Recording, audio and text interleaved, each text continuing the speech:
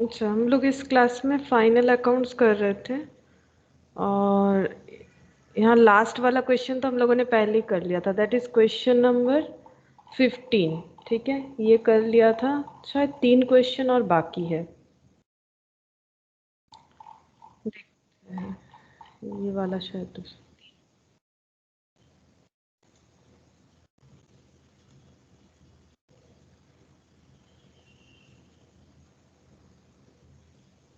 Good morning ma'am. Good morning Preeti. Good morning Priya. Good morning ma'am.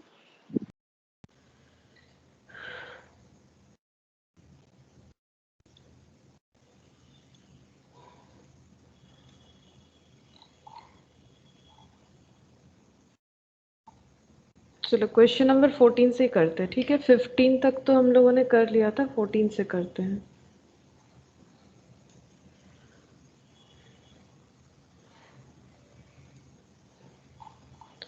देखो यहाँ पर क्या दिया हुआ है, the following trial balance has been extracted from the books of mister Agarwal. Purchase दिया हुआ है, सन्ड्री डेटर, ड्राइंग्स, तो ये सब बताते जाओ कहाँ कहाँ होगा। जैसे परचेज ट्रेडिंग में जाएगा, सन्ड्री डेटर बैलेंस शीट के एसेट साइड में जाएगा, ड्राइंग्स जो है वो कहाँ पर जाएगा, या ये अगर ट्रायल बैलेंस के अंदर ड्राइंग्स दिया हुआ है तो ये ड्राइंग्स कहाँ पर जाएगा, बैलेंस शीट। कैपिटल से लेस हो जाएगा, बैलेंस शीट में जाएगा। अच्छा, बैड डेप्ट ये पीएल में जाएगा। फर्नीचर फिक्सचर फिक्स्ड एसेट है, balance sheet. Office equipment, equipment भी फिक्स्ड एसेट होता है, ठीक है, इक्विपमेंट भी फिक्स्ड एसेट होता है, तो ये जाएगा बैलेंस शीट में। सैलरी पीएल में जाएगा। एडवांस सैलरी ये मैंने बताया था, तुम लोग दो तरह से कर सकते हो, या तो तुम लोग एडवांस सैलरी को डायरेक्ट तुम लोग इसको बैलेंस शीट में डाल सकते हो, जैसे कि लास्ट क्लास में ऐसा एक क्वेश्चन हम लोगों ने किया था, या फिर तुम लोग इसको पीएल में भी दिखा सकते हो। Advance salary carriage inward, carriage inward दिया हुआ है, ये ट्रेडिंग में जाएगा। अच्छा, मिसलेनियस एक्सपेंसेस, मिसलेनियस एक्सपेंसेस ये भी पीएल में जाएगा। ट्रैवलिंग एक्सपेंस पीएल में जाएगा। स्टेशनरी पीएल में जाएगा। रेंट पीएल में जाएगा। इलेक्ट्रिसिटी एंड टेलीफोन पीएल का आइटम है। Cash in hand balance sheet का current asset. Cash at bank SBI में है तो बैलेंस शीट का ये भी करेंट एसेट। स्टॉक ये 1/4/2012 यानी ओपनिंग स्टॉक बता रहा है। रिपेयर्स ये पीएल में जाएगा। मोटर कार, मोटर कार ये भी एसेट होता है। डेप्रीशिएशन बताए, देखो फर्नीचर और ऑफिस इक्विपमेंट का दोनों का बता दिया है टोटल करके 15,000। अच्छा, उसके बाद सेल्स ट्रेडिंग में जाएगा। कैपिटल ये जाएगा बैलेंस शीट में। Sundry creditor also balance sheet का लाइबिलिटी साइड। आउटस्टैंडिंग सैलरी ये बैलेंस शीट में भी हम लोग चाहे तो लिख सकते हैं या फिर इसको पीएल में भी डाल सकते हैं। सेल ऑफ ओल्ड न्यूज़पेपर ये जाएगा, ये बता सकते हो कहाँ जाएगा। सेल ऑफ ओल्ड न्यूज़पेपर ये क्या है, प्रॉफिट है, पीएल में जाना चाहिए। हाँ इनकम है, ठीक है, इनकम, अदर इनकम है। नॉर्मली ये तो इन लोगों का जो बिजनेस है, ओल्ड न्यूज़पेपर बेचने से जो इनकम होता है इनडायरेक्ट इनकम, यानी पीएल के क्रेडिट साइड में जाएगा। आउटस्टैंडिंग सैलरी चाहिए तो मैंने बोला। बैंक ओवरड्राफ्ट है, यूबीआई बैंक में बीओडी मतलब बैंक ओवरड्राफ्ट है इन लोग का, यानी लोन है, हम लोग ये बोल सकते हैं लोन है। ओवरड्राफ्ट का मतलब होता है जब बैंक के साथ अच्छा रिलेशन रहता है तो बैंक हमें तुरंत ओवरड्राफ्ट फैसिलिटी देता है। ओवरड्राफ्ट फैसिलिटी का मतलब है जितना हमारे पास पैसा है उससे ज़्यादा पैसा हम लोग अपने बैंक अकाउंट से निकाल सकते हैं, दैट इज ओवरड्राफ्ट फैसिलिटी। तो ये one type of instant loan के तरह ही ट्रीट होता है। अच्छा, अब यहाँ पर कुछ एडिशनल इंफॉर्मेशन दिया हुआ है, like sales include 60,000 towards goods for cash on account of a joint venture with mister Reddy who incurred 800 as forwarding expense. मतलब इसका मतलब क्या है, देखो सेल्स में 60,000 इंक्लूडेड है। गुड्स फॉर कैश मतलब कैश सेल हुआ है। गुड्स फॉर कैश का मतलब, ये पूरे बात का मतलब हो गया कैश सेल हुआ है। 60,000 का कैश सेल इंक्लूडेड है। किस में इंक्लूडेड है, यहाँ पर जो सेल था उसमें इंक्लूडेड है। देखो यहाँ पर सेल कितना था, 8,38,200, इसको लिख लेते हैं 8,38,200। रुको यहाँ पर लिख लेते हैं 8,30,000 8,38,200 ये है टोटल सेल्स जो कि ट्रायल बैलेंस में दिया हुआ है, ठीक है। अच्छा, इसमें बोला जा रहा है कि 60,000 इंक्लूडेड है कैश सेल का, ठीक है, 60,000 इंक्लूडेड है कैश सेल का, लेकिन ये कैश सेल किस चीज का है? Of a joint venture with mister Reddy who incurred 800 as forwarding expense.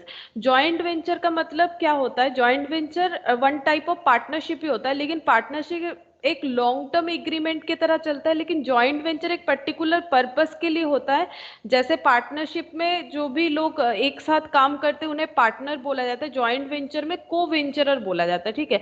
मतलब एक स्मॉल ड्यूरेशन पार्टनरशिप बोल सकते हैं, जहां पर मतलब एक पर्पस के लिए हम लोग जुड़ते हैं, और जैसे ही वो पर्पस खत्म हो जाता है, और वो पर्पस एक शॉर्ट ड्यूरेशन के लिए होता है, जैसे ही पर्पस खत्म हो जाता है तभी हमारा जॉइंट वेंचर जो है वो हम लोग तोड़ देते हैं, ठीक है। जैसे मान लो एक रोड बनाने का जॉइंट वेंचर, अलग अलग कंस्ट्रक्शन कंपनी मिलके रोड बना रही है, अगर ऐसा हो रहा है तो ये सब जॉइंट वेंचर में है। और जैसे ही रोड कंप्लीट हो जाएगा, रोड बनना जैसे ही कंप्लीट हो जाएगा, उन लोग का जो जॉइंट वेंचर है वो बंद हो जाएगा। मतलब वो लाइफ टाइम एक साथ काम नहीं करने वाली, किसी पर्पस के लिए अगर एक साथ जुड़ जाते हैं और बिजनेस करते हैं तो उसे जॉइंट वेंचर बोला जाता है, ठीक है। तो ये जो है जिनका अकाउंट हम लोग बना रहे हैं, दैट इज मिस्टर अग्रवाल, उनका जॉइंट वेंचर है मिस्टर रेड्डी के साथ, ठीक है। और उन ये यहाँ पर मिस्टर रेड्डी ने क्या खर्चा किया है? मिस्टर रेड्डी ने खर्चा किया है 800 एज फॉरवर्डिंग एक्सपेंस, ठीक है। फॉरवर्डिंग एक्सपेंस मतलब बिजनेस करने का खर्चा है, 800 एज फॉरवर्डिंग एक्सपेंसेस किया हुआ है। The joint venture earned a profit of 15,000 to which mister Reddy is entitled to 60%। अब जो जॉइंट वेंचर कर रहा है ये लोग दोनों, मतलब मिस्टर रेड्डी और मिस्टर अग्रवाल, इन दोनों का जो जॉइंट वेंचर में प्रॉफिट हुआ है, ठीक है, वो 15,000 है, जिसमें से मिस्टर रेड्डी को अगर 60% मिलेगा तो मिस्टर अग्रवाल को कितना मिलेगा? ये है मिस्टर रेड्डी, ठीक है, और यहाँ पर लिख देते हैं मिस्टर अग्रवाल, ठीक है। ये दोनों क्या कर रहे हैं? ये दोनों जॉइंट वेंचर में काम कर रहे हैं। जॉइंट वेंचर करके इनका पीएल यानी प्रॉफिट कितना आया है? 15,000। अब रेशियो जो है वो है मिस्टर रेड्डी का 60% मिलेगा, तो बताओ मिस्टर अग्रवाल को कितना मिलेगा? 40%। 40%, ठीक है। अच्छा, 15,000 का 40% मिलेगा, ये तो हम लोगों ने आइडेंटिफाई कर लिया, ठीक है।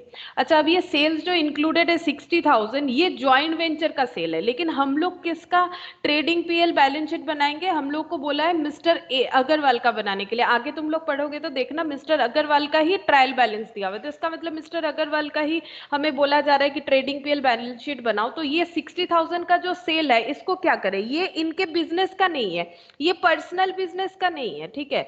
ये जो सेल है ये वाला तो पर्सनल बिजनेस का है, लेकिन ये 60,000 ये तो पर्सनल बिजनेस का नहीं, ये तो जॉइंट वेंचर का सेल है ना, ये जॉइंट वेंचर का सेल है, इन दोनों के ये दोनों मिलके जो ट्रांजैक्शन कर रहे हैं उसका है। तो बताओ क्या इसका इफेक्ट हमारे ये जो individual trading PL balance sheet बना रहे उसमें आना चाहिए? 8,30,200 का सेल अगर दिखाएंगे जिसमें 60,000 इंक्लूडेड है, तो जब ट्रेडिंग में ग्रॉस प्रॉफिट निकालोगे तो वो 60,000 का प्रॉफिट भी तो वहां पर इंक्लूडेड हो जाएगा। लेकिन क्या ये सही है? क्योंकि जॉइंट वेंचर का प्रॉफिट तो अलग से हमें बता दिया है, ये तो साइड बिजनेस हो गया ना, ये मेन बिजनेस कहाँ हुआ? ट्रेडिंग में हम लोग वही सब डेटा लिख सकते हैं जो हमारा कोर एक्टिविटी है, कोर बिजनेस है, लेकिन जॉइंट वेंचर तो कोर बिजनेस नहीं है। ये बिजनेस करते करते लगा कि इनके साथ एक जॉइंट वेंचर में कर लेते हैं काम, बेनिफिट है तो इन्होंने जुड़ के काम कर लिया, लेकिन ये तो इनका एक्चुअल बिजनेस नहीं है। एक्चुअल बिजनेस तो जो ये ट्रायल बैलेंस बना हुआ है उसका है। तो बताओ ये 60,000 को क्या करना एक्चुअल एक्चुअल बिजनेस से हटाना पड़ेगा, ये सेल लेस करना हाँ, है। लेस करना पड़ेगा, ठीक है। ये सेल को हम लोग लेस कर देंगे, 60,000 वाले सेल को लेस करेंगे, नहीं तो हमारा जीपी गलत दिखेगा, ओवर दिखेगा, ज्यादा दिखेगा, क्योंकि ये 60,000 का जो सेल है इसका प्रॉफिट क्या है नहीं है वो तो ज्वाइंट वेंचर वाले को पता है, तो ये हमें लेस कर देना पड़ेगा, ठीक है। और ये जो 15,000 पे प्रॉफिट मिलेगा ये इनका इनडायरेक्ट इनकम होगा, तो 15,000 पे जो प्रॉफिट मिलेगा वो पीएल में बाई बाई ये क्या दिया जा रहा है? इंटरेस्ट ना, क्या है? प्रॉफिट है, ठीक है। तो प्रॉफिट बोल के लिखेंगे profit on joint venture, by profit on joint venture बोल के 15,000 का 40% हमें करना पड़ेगा, तो वहां पर जितना आंसर आएगा वो इनडायरेक्ट इनकम में चला जाएगा, ठीक है। तो इस तरह से इसका हम लोग एडजस्टमेंट करेंगे। अच्छा, उसके बाद यहाँ पर नेक्स्ट एडजस्टमेंट देखो, पॉइंट 2 यहाँ पर दिया हुआ है motor car account represent an old motor car. अच्छा, यहाँ पर एक मोटर कार अकाउंट था, अभी भी दिख रहा है, देखो यहाँ पर, ये देखो 56,000 मोटर कार अकाउंट था, 56,000 का। Represent an old motor car was replaced, ये ओल्ड मोटर कार है, इसको रिप्लेस्ड करना है, ठीक है, मतलब चेंज कर लेना है। कैसे चेंज कर रहे हैं देखो, क्या नया खरीद रहे हैं वो चेक करते हैं। बोल रहे कि replaced on 1/4/2012 by a new motor car costing 1,20,000। अच्छा, 1,20,000 का एक मोटर कार है, उससे ये इस कार को रिप्लेस करना चाहते हैं, ठीक है। तो 1,20,000 कॉस्टिंग है और additional cash payment 40,000 lying debited to purchase account, और एडिशनल 40,000 पे किया गया है। तो देखो पॉइंट को एक बार फिर से पढ़ो। The motor car account represent an old motor car, old car का वैल्यू है 56,000, ये दे के एक नया मोटर कार लेंगे जिसका कॉस्टिंग है 1,20,000, मतलब हम जो नया कार खरीदना चाहते हैं उसका कॉस्टिंग है 1,20,000, ठीक है। हम ये पेमेंट कैसे करेंगे, मुझे अगर 1,20,000 का नया मोटर कार खरीदना है, हम यहाँ पर दो ऑप्शन, मतलब मिस्टर अग्रवाल यहाँ पर दो ऑप्शन यूज कर रहे हैं। फर्स्ट ऑप्शन है कि वो अपना ओल्ड मोटर कार देना चाहते हैं, तो ओल्ड मोटर कार देने से 1,20,000 में से कितने का पेमेंट हो गया, मतलब कैश नहीं दिए, उसकी जगह 56,000 का एक गाड़ी दे दिए, लेकिन और उसके साथ 40,000 का कैश पेमेंट भी कर दिए। तो बताओ टोटल कितना, मतलब उन्होंने जिससे खरीदा है उसको पेमेंट कर दिया, चाहे वो in the form of cash हो चाहे in the form of kind हो। जैसे कि 56,000 तो नहीं, 96,000 96,000 मीन्स 56,000 नहीं दिए हैं, कोई बात नहीं, लेकिन 56,000 का एक एसेट दे दिए हैं। तो जो इनको जिनसे खरीद रहे हैं उनको बोले कि हम 40,000 दे रहे हैं, आप ले लो, और ये 56,000 का ओल्ड मोटर कार ले लो। वो ऑब्वियसली राजी हुआ होगा जिनसे ये डील हुआ है। तो 1,20,000 में अगर 96,000 दे दिए हैं, 24,000। हाँ 24,000, 24,000 तो 24,000 का क्या होगा, 24,000 का प्रॉफिट हुआ है। क्यों, क्योंकि 1,20,000 का कार जो है वो सिर्फ 96,000 के बदले ले रहा है, जिसमें 40,000 का कैश पेमेंट कर दिए और 56,000 का, मतलब उनके हिसाब से 56,000 उनके बुक वैल्यू के हिसाब से, लेकिन जिसको दे रहे हैं उसको क्या बोल रहे हैं, वो क्या बोल रहा है, वो बोल रहा है, मतलब बात ये हो रहा है कि जो सेलर है वो बोल रहा है आप मुझे 40,000 दे दो, आपका पुराना मोटर कार दे दो और ये 1,20,000 वाला कार लेके चले जाओ, ठीक है। अब ये पुराना जो मोटर कार है उसका वैल्यू जो 56,000 है, ये तो मिस्टर अग्रवाल को पता है, तो उनके लिए प्रॉफिट हो गया। 1,20,000 का जो कार वहां पर था जिसका कॉस्ट वो देख रहे थे कि 1,20,000 है, उसको उन्होंने कैसे खरीदा, 40,000 का कैश पेमेंट दिया और उनके बुक वैल्यू के हिसाब से 56,000 का एक ओल्ड मोटर कार दे दिया, मतलब सेकेंड हैंड एक गाड़ी दे दिया और नया गाड़ी लेके आ गए और विथ 40,000 कैश पेमेंट। तो उनके लिए बेनिफिट हो गया, प्रॉफिट ऑन रिप्लेसमेंट 24,000 रिप्लेस करके प्रॉफिट हो गया। ऐसा रिप्लेसमेंट होता है कि आप पुराना चीज दे दो, थोड़ा सा पेमेंट कर दो और नया चीज ले लो, तो इसमें कभी कभी हमारा बेनिफिट भी हो सकता है, जैसे कि यहाँ पर बेनिफिट हुआ, ठीक है। ये प्रॉफिट हो गया मोटर कार को एक्सचेंज करते हुए। अच्छा, नेक्स्ट देखते हैं इसमें और क्या एडजस्टमेंट था। अच्छा, और भी बहुत सारा है। अच्छा, थर्ड पॉइंट में देखो, UBI has allowed an overdraft limit. UBI मतलब ये बैंक होगा इन लोग का, देखते हैं, यूबीआई बैंक में ही था शायद ओवरड्राफ्ट, यूनाइटेड बैंक इंडिया, हाँ, बैंक ओवरड्राफ्ट 60,000। ये देखो यहाँ पर लिखते हैं बीओडी, बैंक ओवरड्राफ्ट है 60,000। अब इस लाइन को पढ़ते हैं समझ जाएंगे। UBI has allowed an overdraft limit, लेकिन ओवरड्राफ्ट का एक लिमिट है, ऐसा नहीं कि जब चाहो ओवरड्राफ्ट कर लो। Overdraft limit against hypothecation of stock. Hypothecation का मतलब होता है मॉर्टगेज रखना, मतलब आप ओवरड्राफ्ट ले सकते हो, मतलब ओवरड्राफ्ट लेने का मतलब है हम बैंक से इंस्टेंट लोन ले रहे हैं, लेकिन उसके जगह हम क्या करना पड़ेगा, स्टॉक को मॉर्टगेज रखना पड़ेगा, ठीक है, गिरवी रखना पड़ेगा, हाइपोथिकेट करना पड़ेगा ओवरड्राफ्ट लिमिट के अगेंस्ट में। अब कितना परसेंट हाइपोथिकेट कर रहा है देखो, hypothecation of stock keeping a margin of 20%।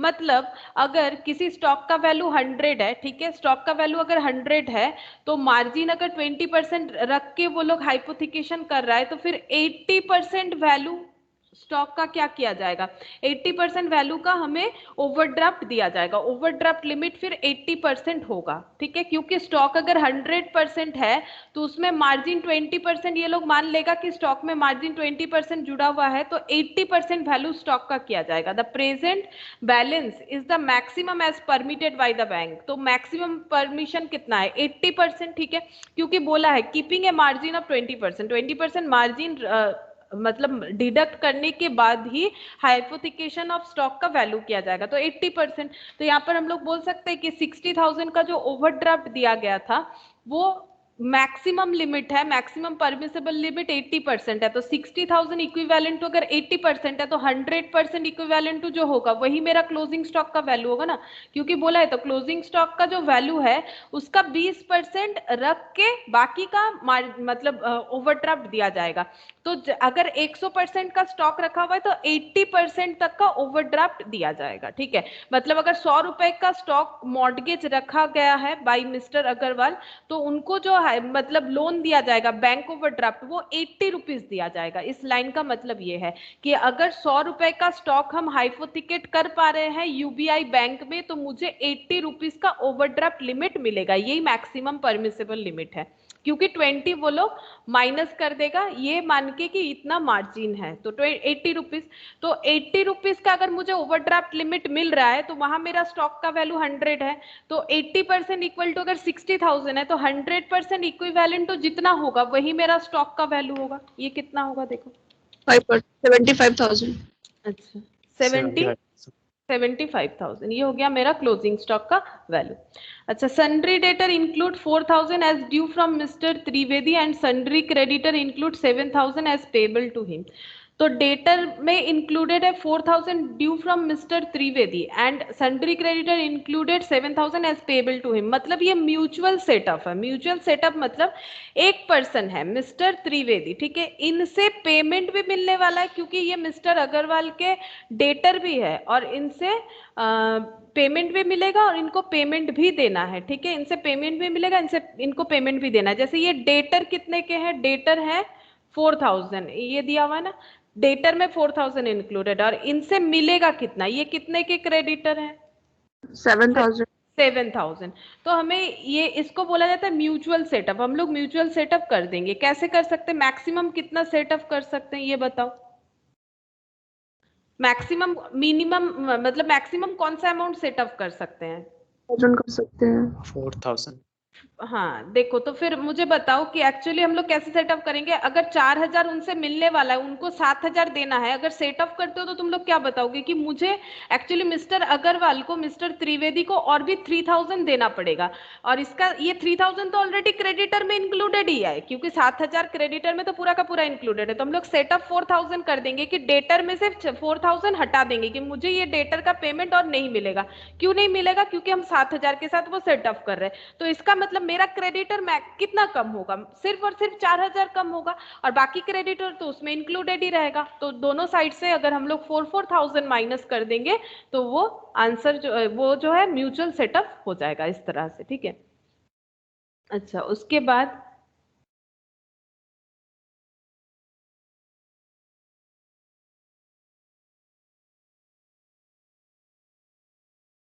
outstanding rent amounted to 6,000 and you are informed that 50% of the total rent is attributable towards Agarwal residence, ठीक है।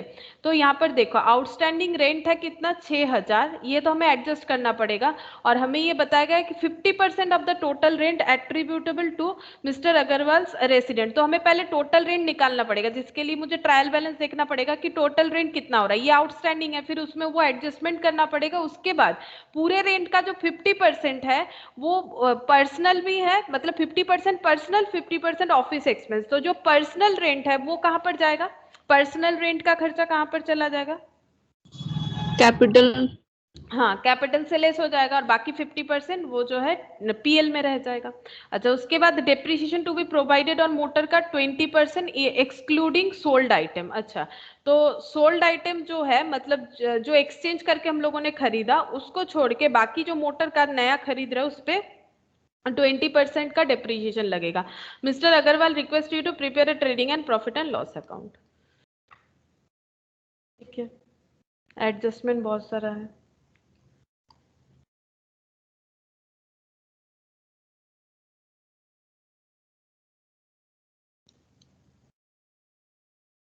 क्वेश्चन नंबर 14 है आई थिंक। हाँ, क्वेश्चन नंबर 14 है। In the books of mister Agarwal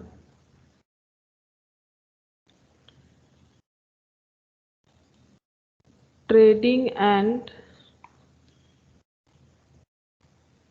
profit and loss account for the year ended 31st of March 2013।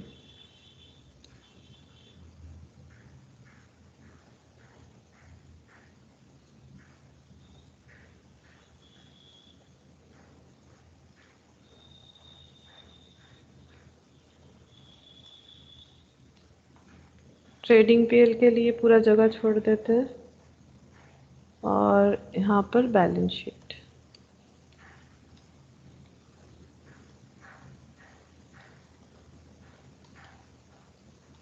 As at 31st of March 2013।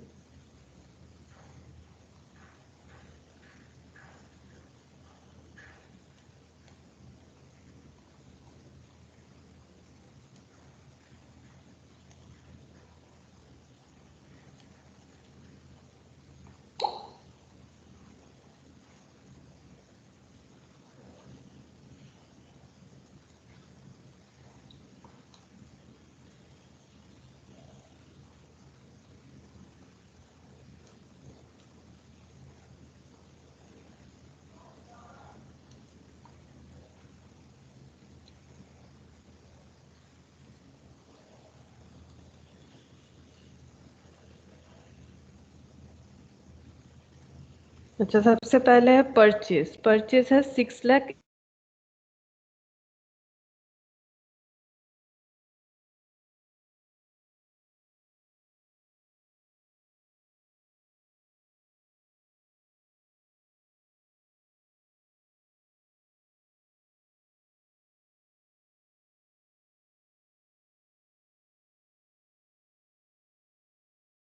Ma'am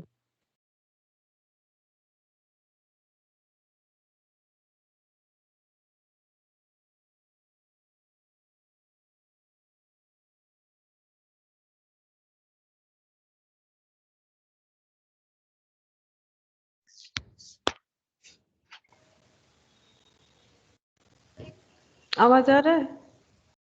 हाँ ma'am आप आ रहा है, रुक गया था। करंट चला गया, ये मोबाइल से कनेक्ट किया। करंट था भी नहीं सुबह से, इसलिए क्लास को देरी की, फिर से चला गया। अच्छा, स्क्रीन शेयर है या फिर स्क्रीन नहीं है? शेयर शेयर है ना स्क्रीन? हाँ तो हाँ ठीक है, रिकॉर्डिंग भी ऑन है। अच्छा देखो, परचेज परचेज है 6,80,000। ये ओपनिंग स्टॉक भी था, इसको भी लिख लेते। ये देखो यहाँ मिल गया मुझे 50,000 दिख रहा है। ओपनिंग स्टॉक यहाँ लिख लेते क्योंकि पहले तो ओपनिंग स्टॉक लिखा जाता है ना, इसीलिए। टू ओपनिंग स्टॉक, यहाँ 50,000। टू परचेज,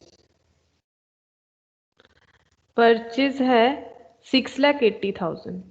अच्छा, इसमें कोई एडजस्टमेंट था कि नहीं? देखो तुम लोग एग्जाम टाइम में क्या करोगे ना, ये देखो तुम लोग क्या करोगे, जैसे ही एडजस्टमेंट रीड करोगे, यहाँ पर तो मेरे लिए पॉसिबल नहीं है ऑनलाइन पे ये चीज दिखाना, इसीलिए हम नहीं दिखा रहे हैं। लेकिन तुम लोग देखना कि जहाँ पर भी एडजस्टमेंट होगा ना, उसमें एडजस्टमेंट नंबर दे देना। जैसे यहाँ पर देखो, motor car account present and old motor car, और ये देखो 40,000 lying debited to purchase account. मतलब 40,000 का जो पेमेंट हुआ है ना, उसको परचेज बोल के इन लोगों ने रिकॉर्ड कर दिया, यानी परचेज अकाउंट में एडजस्टमेंट है। तो तुम लोग क्या करोगे, तुम लोग को जब फिजिकल पेपर मिल जाएगा तो तुम लोग यहाँ पर, अभी तो सब ऑनलाइन में ही है जो, तो फिर ऐसे ही करना पड़ेगा। तो ये देखो यहाँ पर 0.2 यहाँ पर लिखना पड़ेगा 0.2 बोल के कि मेरा परचेस में एडजस्टमेंट है, 6,80,000 का परचेस में एडजस्टमेंट है। इससे क्या होगा, हम लोग का जो मतलब यहाँ पर जो लिख रहा है ना, हमें पता चलेगा कि यहाँ पर हमें जगह छोड़ना है कि नहीं, ये इनर कॉलम में लिखना है कि आउटर कॉलम में, नहीं तो कंफ्यूज हो जाएंगे, इनर में लिखे या आउटर में लिखे, अब फिर आगे करते जाएंगे, फिर जगह नहीं मिलेगा एडजस्टमेंट करने का। तो परचेज में एडजस्टमेंट था। परचेज में एडजस्टमेंट ये है कि जो मोटर कार को एक्सचेंज करके खरीदा है और 40,000 का पेमेंट हुआ है, उसको परचेस के साथ डेबिट कर दिया। परचेस के साथ डेबिट करने का मतलब है हम लोगों ने खरीदा तो है फिक्स्ड एसेट, लेकिन हम लोग बोल रहे हैं कि स्टॉक खरीदे हैं 40,000 का, तो इसका क्या चेंज करना चाहिए, मतलब क्या इसमें रेक्टिफिकेशन करना चाहिए? 40,000 जो डेबिटेड टू परचेस अकाउंट है, इसमें क्या रेक्टिफिकेशन होना चाहिए? डेबिट हुआ हुआ है तो उसको वहाँ से हटाना पड़ेगा, बिजनेस परचेज के परचेस से लेस हो एक्चुअली जाएगा। हाँ, लेस तो होगा, डेबिट तो हुआ ही है, चाहे हम लोग फिक्स्ड एसेट खरीदे तो भी डेबिट होगा, और अगर हम लोग स्टॉक खरीद रहे तो भी डेबिट होगा, लेकिन परचेस अकाउंट फिक्स्ड। में हो गया। हाँ, तो परचेज मेरा ज्यादा दिख रहा है, मेरा 6,80,000 का मैंने स्टॉक खरीदा ही नहीं है, मैंने एक्चुअली स्टॉक खरीदा है 6,40,000 का, है ना? क्योंकि ये तो मोटर कार का खर्चा है, तो मोटर कार का खर्चा स्टॉक में दिखाएंगे तो जीपी तो मेरा बहुत कम दिखेगा, ये तो गलत हो जाएगा ना। तो इसीलिए यहाँ पर 6,20,000 ना, कितना आ रहा है ये, 40 माइनस करने से नहीं 40 आ रहा है, 6,40,000। 6,40,000 का ओपन सॉरी परचेस जो है वो दिखना चाहिए। यहाँ परचेस का वैल्यू जितना ज्यादा दिखेगा मेरा ग्रॉस प्रॉफिट उतना कम आएगा ना, खर्चा ज्यादा दिखेगा तो फिर सेल के साथ तो वो तो गलत हो जाएगा। इसीलिए मैंने यहाँ पर मोटर कार को क्या कर दिया है, लेस कर दिया है। अच्छा, उसके बाद परचेस तो हो गया। नेक्स्ट है यहाँ पर sundry debtor. Sundry debtor balance sheet में जाएगा, सन्ड्री डेटर इसमें भी एडजस्टमेंट था म्यूचुअल सेट ऑफ का, ठीक है, तो इसको भी इनर कॉलम में लिखते हैं। तो तुम लोग कॉपी में लिख लो कहाँ कहाँ एडजस्टमेंट था, तब तुम लोग कर पाओगे। एक पेज में लिख लो कि कौन कौन से पॉइंट में एडजस्टमेंट था, जैसे कि सन्ड्री डेटर में एडजस्टमेंट था तो मैंने इसको इनर कॉलम में लिख दिया। अच्छा, उसके बाद ड्रॉइंग्स। ड्रॉइंग्स तो मेरा यहाँ कैपिटल से लेस होना चाहिए, तो अगर यहाँ पर कैपिटल लिखेंगे तो यहाँ लिख देते हैं लेस ड्रॉइंग्स। ये ड्रॉइंग्स का अमाउंट जो है यहाँ पर है, तो दैट इज 96,000।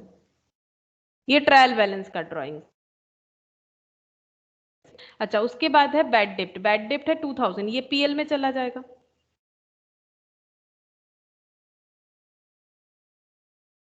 यहाँ लिखते हैं टू बैड डेप्ट 2,000। अच्छा, उसके बाद है फर्नीचर फिक्सचर, ये 81,000, ये बैलेंस शीट में जाएगा, फर्नीचर एंड फिक्सचर।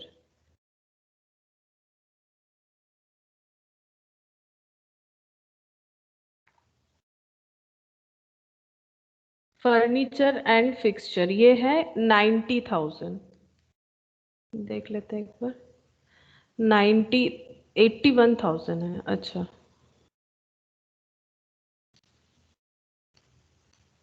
81,000। और यहाँ पर देखो डेप्रीशिएशन बताया था 9,000। एक्चुअली अगर तुम लोग लास्ट क्लास में एक बार याद रख ध्यान दो तो ऐसा ही एक हम लोगों ने क्वेश्चन किया था जहां पर ट्रायल बैलेंस के अंदर दिया हुआ था डेप्रीशिएशन, ठीक है। अब ट्रायल बैलेंस के अंदर दिया हुआ मतलब वो ऑलरेडी एडजस्ट किया हुआ है, ये मैंने कहा था। तो तुम लोग डायरेक्टली ऐसे लिख सकते हो, या तो तुम लोग सीधा आउटर कॉलम में लिख दो 81,000, ठीक है, आउटर कॉलम में डायरेक्टली लिख दो कि 81,000, ये हो जाए भी किया था अगर तुम लोग ध्यान दो तो। या फिर और एक चीज हो सकता है, अगर ट्रायल बैलेंस के अंदर फिक्स्ड एसेट एंड डेप्रिसिएशन दोनों दिया हुआ है तो वो डेप्रिसिएशन ऑलरेडी एडजस्टेड है, तो डेप्रिसिएशन एडजस्ट करने के पहले फिर 9,000 था, 81 प्लस 9 कर दो, 90,000 था, वहां से 9,000 लेस करके दिखा दो तो 81,000 हो जाएगा। तो हम लोग कैसे भी दिखा सकते हैं, इधर ऐसा दिखा दो 90 माइनस 9,000, या फिर डायरेक्टली सिर्फ 81,000 लिखोगे तो भी हो जाएगा।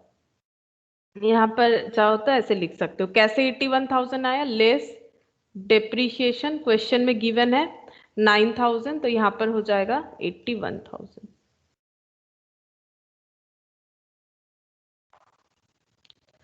अच्छा, फर्नीचर फिक्सचर के बाद ऑफिस इक्विपमेंट 54,000। ऑफिस इक्विपमेंट यहाँ पर 54,000 आउटर में डायरेक्टली लिखेंगे, और अगर हम लोग डेप्रिसिएशन का इफेक्ट दिखाना चाहते हैं तो वहां पर लिखना पड़ेगा 54,000 प्लस 6,000। ये रहा 54,000, मतलब इसको पहले 60,000 करना पड़ेगा। पहले 60,000 करेंगे कि टोटल कितना था, 60,000 लेस कर देंगे डेप्रिसिएशन 6,000, सॉरी 6,000 है, ये देखो 6,000 तो हो जाएगा 54,000। अच्छा, ऑफिस इक्विपमेंट के बाद है सैलरी 24,000।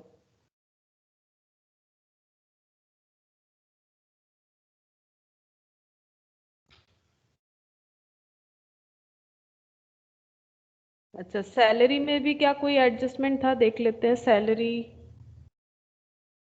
नहीं, सैलरी में तो कोई एडजस्टमेंट नहीं था, 24,000। अच्छा, उसके बाद है सैलरी के बाद एडवांस सैलरी, ठीक है। एडवांस सैलरी जो है इसको हम लोग कहाँ लिख सकते हैं, इसको हम लोग बैलेंस शीट में लिख सकते हैं। हम लोग बैलेंस शीट में दिखा देते हैं इफेक्ट जो है। एडवांस सैलरी ये हमारा क्या हो जाएगा, एसेट हो जाएगा, यहाँ पर लिख देते हैं एडवांस सैलरी 1500। अच्छा, उसके बाद है कैरेज इनवर्ट, ये ट्रेडिंग में जाएगा 6,500। To carriage inward 6,500। अच्छा, उसके बाद है मिसलेनियस एक्सपेंस 12,000, तो यहाँ पर लिखते हैं टू मिसलेनियस एक्सपेंस 12,000। अच्छा, उसके बाद है travelling expense 6,500, to travelling expense 6,500। अच्छा, उसके बाद है ट्रैवलिंग एक्सपेंसेस के बाद stationery and printing 1,500, to stationery and printing 1,500। ये सब में तो कोई एडजस्टमेंट नहीं था। रेंट में शायद एडजस्टमेंट था, रेंट 18,000, और उसमें बोला था कि 50% जो है वो रेंट प्रोप्राइटर का है, बाकी अलग है। तो 50 यहाँ पर दिया हुआ है रेंट 18,000, तो पहले लिखते हैं टू रेंट, एडजस्टमेंट था, आउटस्टैंडिंग था उसमें शायद 6,000 था। एड आउटस्टैंडिंग देख लेते हैं कितना था। ये था रेंट का एडजस्टमेंट लास्ट,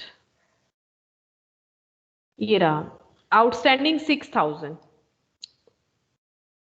तो यहाँ पर हो जाएगा 6,000 एंड 18,000, 24,000 ये टोटल रेंट। लेकिन इसमें से लेस हो जाएगा ड्राइंग्स बोल के 50%, क्योंकि 50% प्रोप्राइटर का पर्सनल रेंट था, तो 12,000 लेस हो जाएगा, बाकी बचा 12,000, ये ऑफिस का रेंट माना जाएगा। तो आउटस्टैंडिंग रेंट लिखना पड़ेगा और ड्राइंग्स भी दिखाना पड़ेगा।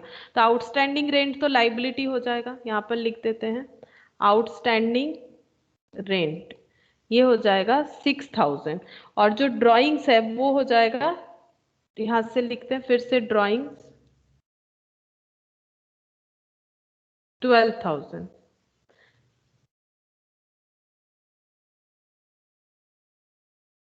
अच्छा, ये 96 था, ये तो मैंने कुछ ज्यादा ही ली थी सर, 9,600 था, देखते हैं। सन्ड्री डेटर लिख दिया, ड्राइंग्स कहाँ गया, ड्राइंग्स परचेस हंड्रेड, ड्राइंग्स 36,000 है, मैंने 96 लिख दिया सन्ड्री डेटर का। ये देखो ड्राइंग्स, ये 36 होगा।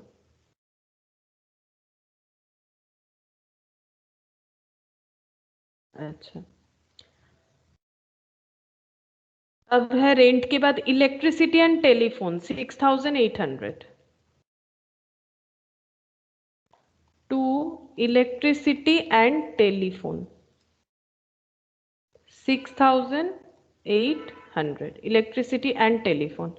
अच्छा, कैश इन हैंड 5,900,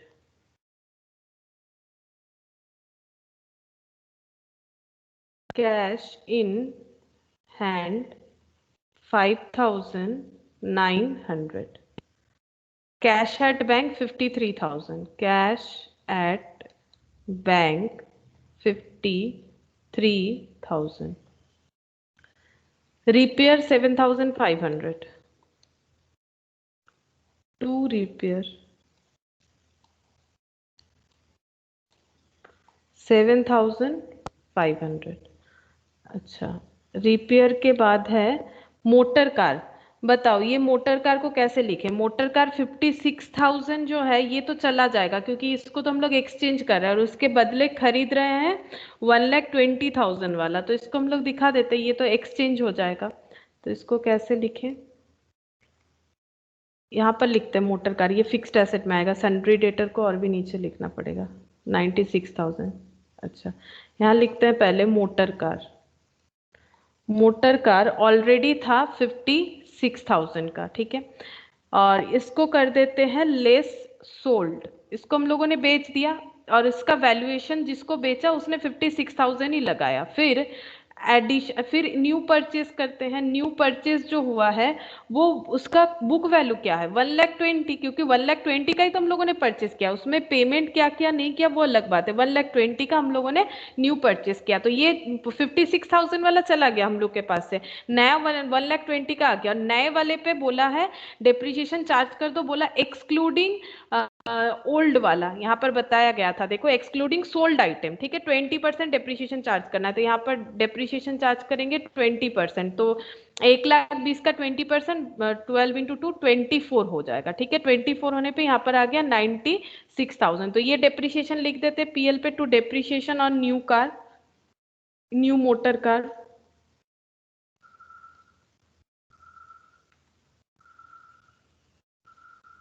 $24,000। अच्छा,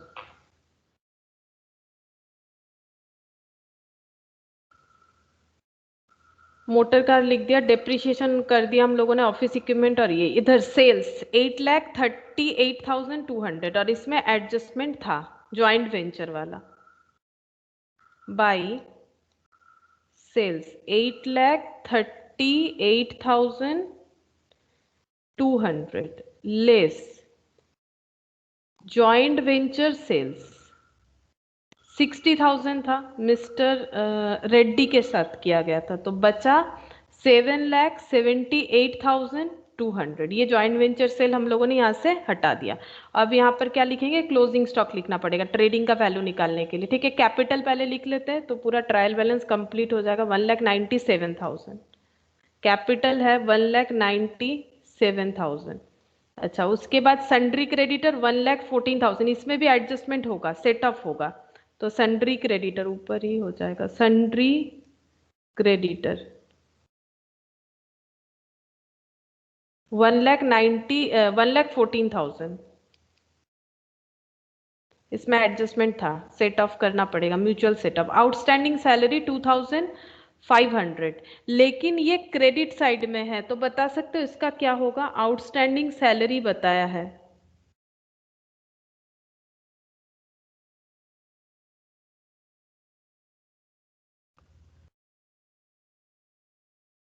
आउटस्टैंडिंग सैलरी है लेकिन क्रेडिट साइड में है, 2,500 है, लाइबिलिटी होगा, ओपनिंग लाइबिलिटी है ना, आउटस्टैंडिंग है तो क्या हुआ, मतलब क्रेडिट साइड में है क्योंकि वो ओपनिंग लाइबिलिटी है, करेंटली नहीं है, तो आउटस्टैंडिंग सैलरी, आउटस्टैंडिंग सैलरी कितना है? 2,500। जैसे प्रोविजन फॉर डाउटफुल डेप्ट ओपनिंग मतलब प्रीवियस ईयर का रहता है, तो वो तो क्रेडिट साइड में दिखेगा लाइबिलिटी का बैलेंस ना, तो 2,500। सेल ऑफ ओल्ड न्यूज़पेपर, ये पीएल के क्रेडिट साइड में जाएगा, 1,500 by sale of old newspaper, इधर लिखेंगे बाई साइड में, by sale of old newspaper,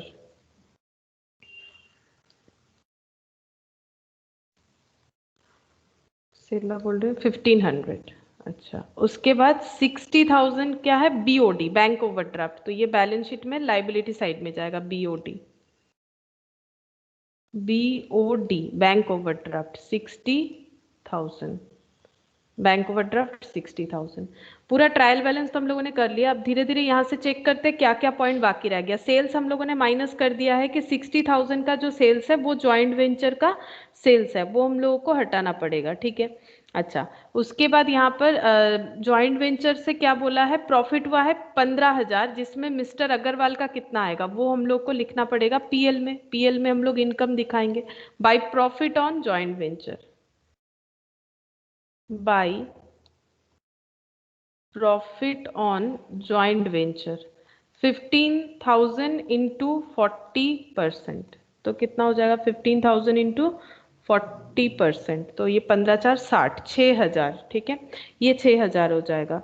अच्छा, प्रॉफिट और एक जगह पे भी हुआ था, replacement of old motor car. तो जैसे मोटर कार बेचने से लॉस होने से हम लोग टू साइड में लिखते हैं, टू लॉस ऑन सेल, यहाँ पर लिखेंगे बाई प्रॉफिट ऑन एक्सचेंज। और जिसका मैंने वर्किंग नोट दिखाया था 24,000 आया था, ये दिखा देते कंप्लीटली वर्किंग नोट एक बार फिर से कैसे हुआ है। ये देखो, old motor car 56,000 plus cash payment 40,000, तो टोटल 96,000, ठीक है, न्यू मोटर कार के लिए हम लोगों ने दिया, ठीक है। अब प्रॉफिट कितना हो जाएगा, 1,20,000 का हम लोगों ने खरीदा, ठीक है, 96,000 के बदले, तो प्रॉफिट हो गया 24,000, तो ये आ जाएगा प्रॉफिट 24,000।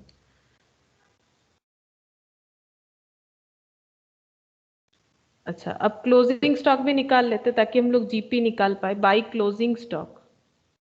और क्लोजिंग स्टॉक हमें देखना है कि हाइपोथिकेशन जितना किया गया है स्टॉक का, उसकी लिमिट के हिसाब से हमें देखना पड़ेगा। लिमिट आया था हम लोगों का 80%, ठीक है, ये 20% मार्जिन रख के बोला गया था, तो फिर जितना ओवरड्राफ्ट है 60,000 था ओवरड्राफ्ट, और 80% उसका वैल्यू है, तो 100% का जो वैल्यू होगा वही हमारा क्लोजिंग स्टॉक का वैल्यू हो जाएगा। तो 60,000 डिवाइडेड बाई 80 इंटू 100, तो ये हो जाएगा 75,000। क्लोजिंग स्टॉक का वैल्यू 75,000, ये बैलेंस शीट में भी हमें लिखना पड़ेगा।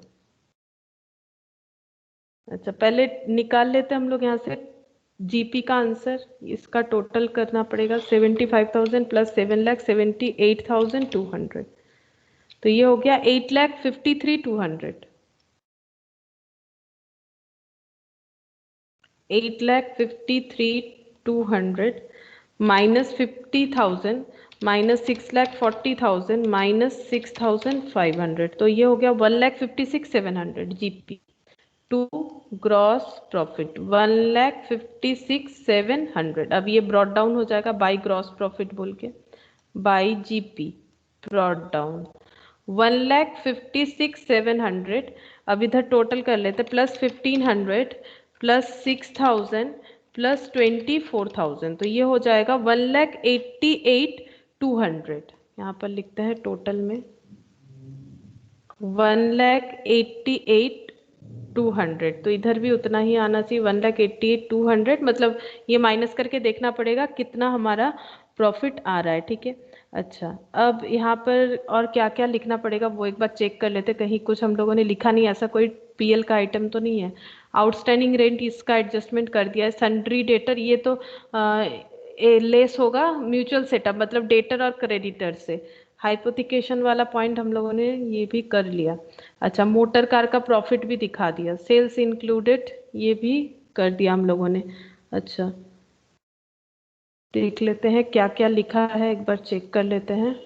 बैड डेप्ट, बैड डेप्ट लिखा है हम लोगों ने 2,000 बैड डेप्ट लिखा है। सैलरी 24,000, ठीक है। Miscellaneous expenses 12,000। अच्छा, ट्रैवलिंग एक्सपेंस, ये ट्रैवलिंग एक्सपेंस है 6,500। अच्छा, उसके बाद stationery and printing, stationery and printing है 1,500। अच्छा, रेंट का आएगा एडजस्ट करने के बाद 12,000। अच्छा, उसके बाद telephone expense 6,800, repair 7,500, depreciation on motor car 24,000, और ये दो भी डेप्रिसिएशन हमें दिखाना पड़ेगा 9,000 6,000, ये है ना ट्रायल बैलेंस पे, तो इसको भी लिखना पड़ेगा। तो यहाँ पर लिख देते हैं to depreciation on motor car, sorry, on equipment and furniture and equipment, furniture,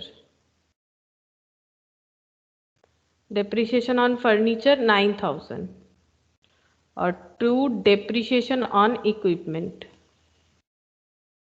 6,000। अब देखो तुम लोग ये सोच रहे होगे कि हम तो हमेशा बोलते हैं ना कि जो ट्रायल बैलेंस में वो एक ही बार पुट होगा, एक्चुअली वो एक ही बार पुट होगा, 9,000 6,000 पुट करने से होगा। यहाँ पर देखो ना, यहाँ पर हम 81,000 पुट जो कर रहे हैं वो एक ही बार हो रहा है। यहाँ पर तो ये हम दिखाने के लिए एडजस्ट कर रहे हैं कि 81 में 9,000 जोड़ दिया, लेकिन अगर सिर्फ ट्रायल बैलेंस के साथ चलो तो ये आइटम पीएल में चला जाएगा 15,000, और ये जो 81,000 और 54,000 डायरेक्टली हमें दिया हुआ है ये दोनों बैलेंस शीट में आ जाएगा। तो एक्चुअली 9,000 6,000 एक ही बार यूज हो रहा है। यहाँ पर 9,000 फिर से यूज करने के लिए मुझे पूरा डेटा ही चेंज करना पड़ा। एक्चुअली ये मैंने 90,000 कर दिया जो कि मुझे क्वेश्चन में गिवन नहीं था। तो ट्रायल बैलेंस का डेटा हमेशा एक ही बार पुट होता है। ये देखो एक ही बार पुट हुआ 80,000 54। ये नहीं भी दिखाओगे तो चलेगा, ठीक है, ये नहीं भी दिखाओगे तो चलेगा, लेकिन ये तो यहाँ लिखना पड़ेगा, नहीं तो पीएल तो हमारा गलत दिखाएगा। अब इसको देखते हैं लेस करके कितना आ रहा है। 1,88,200 माइनस 15,000, ये दोनों मिला के 24,7,000। हाँ बोलो। 26,900। 26 ना 76 क्या बोल रहे हो? 7,6,900। ओ 7,6,900 नेट प्रॉफिट बैलेंसिंग फिगर, ठीक है। तो नेट प्रॉफिट आ गया 76,900। अच्छा अब यहाँ पर इसे ऐड कर देंगे, नेट प्रॉफिट 76,900। अब ये सबका टोटल करना पड़ेगा। तो 1,97,000, 1,97,000 प्लस 76,900 माइनस 48,000, ये हो जाएगा 2,25,900, 2,25,900। अब सन्ड्री क्रेडिटर में म्यूचुअल सेटअप करेंगे। यहाँ पर सन्ड्री क्रेडिटर में लिखेंगे म्यूचुअल सेटअप, ऐसे भी लिख सकते हो, mutual setup to mister Trivedi 4,000। तो यहाँ पर हो जाएगा 4,000, तो ये माइनस करने से 1,10,000, तो प्लस 1,10,000। अच्छा 66 और 2,500, 4,04,000 आ रहा है। अच्छा और मैंने यहाँ पर क्या नहीं लिखा, यहाँ पर 1,10,000 लिख दिया, ये दोनों मिला के 8,500 दोनों आउटस्टैंडिंग। अच्छा अमाउंट पेबल टू रेड्डी, अच्छा देखो ये चीज आएगा यहाँ पर। देखो ये तो एडजस्टमेंट हम लोगों ने किया नहीं ना, 60,000 का दो बार एडजस्टमेंट कहाँ किया, एक तो हम लोगों ने सेल से इसे माइनस किया, वो ठीक है। 15,000 में प्रॉफिट 60% पीएल में दिखा दिया। अब इसका मतलब है ज्वाइंट वेंचर में क्या होगा ना, जब पैसा मतलब फॉरवर्ड करना पड़ेगा तो कैसे करके किया जाएगा। 60,000 का टोटल ज्वाइंट वेंचर सेल था, उसमें से 6,000 का प्रॉफिट मिस्टर अग्रवाल का था, तो बाकी जो 54,000 है वो चला जाएगा मिस्टर रेड्डी को, पेबल टू मिस्टर रेड्डी हो जाएगा, ठीक है। ज्वाइंट वेंचर में इसी तरह से किया जाता है कि 60,000 का टोटल सेल था, उसमें 15,000 का प्रॉफिट कमाया गया, तो बाकी प्रॉफिट का हिस्सा ले लिया गया, ठीक है। प्रॉफिट का हिस्सा कितना हो जाएगा 40%। और ये जो फॉरवर्डिंग एक्सपेंस है ना ये ज्वाइंट वेंचर का, इसीलिए यहाँ पर ये नहीं आ रहा है। तो ये बाकी अमाउंट जो है ये पेबल हो जाएगा, मिस्टर अग्रवाल को पे करना पड़ेगा मिस्टर रेड्डी को। तो यहाँ पर लिखेंगे अमाउंट पेबल टू रेड्डी।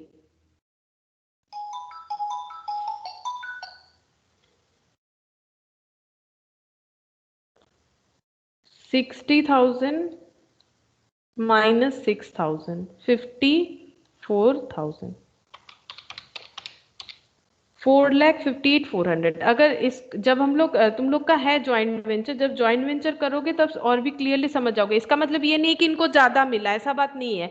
ये एक पैटर्न होता है, तीन तरह से ज्वाइंट वेंचर मतलब ज्वाइंट वेंचर का बुक कीपिंग किया जाता है, ठीक है। उसमें तीनों में से एक मेथड है जहां पर इस तरह से अकाउंटिंग किया जाता है। अभी बस इतना समझ लो कि 6,000 प्रॉफिट है तो 6,000 तो उनको मिलेगा, बाकी 4,000 उनको मिलेगा 60,000 में से, और बाकी 60,000 में से वो 6,000 माइनस करके बाकी पेमेंट कर देंगे। कैश सेल था तो 54,000 यहाँ पर चला जाएगा।